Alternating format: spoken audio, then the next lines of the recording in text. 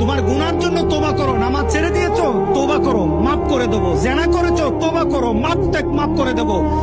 আকাশ সমান গুনাহ করেছো তওবা করো, মাফ করে দেবো। আল্লাহু আকবার। শুধু তাই নয়, আল্লাহ বলেন বান্দা যখনই তওবা করবি তোরে আমি পছন্দ করি। এত গুনাহ করার পর তুই যখন আমার সাথে তওবা করবি আমি তোরে পছন্দ করি।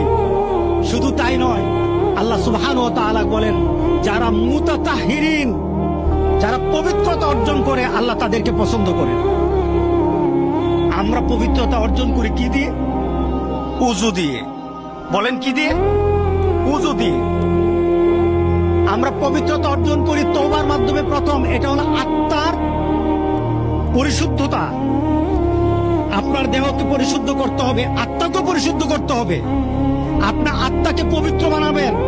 আত্মাকে পবিত্র বানাতে হলে তওবা লাগবে। এটা পানি দিয়ে হবে না, মাটি দিয়ে হবে না। আপনার আত্মাকে যদি পবিত্র করতে চান তাহলে তওবা লাগবে। কি লাগবে? তওবা। এবার আত্মার পবিত্রতা হলো তওবা দিয়ে। এবার দেহ পবিত্র করবেন। আমার মাবুদ আমাদের প্রতি রাগ করে আছে, আমাদের মাবুদ আমাদের প্রতি রাগ করে আছে। আমাদের মাবুদকে আমাদেরকে সন্তুষ্ট করতে হবে, সন্তুষ্ট করতে হবে। আমরা আমাদের মাবুদকে রাজি করতে হবে।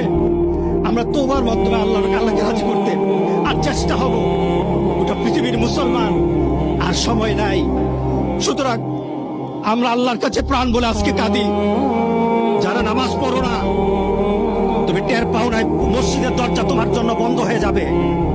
তুমি মনে রেখে দিও, মসজিদের সাথে তোমার সম্পর্ক তোমার হয় নাই, তুমি জান্নাতের দরজাও তুমি খুলতে পারবা না।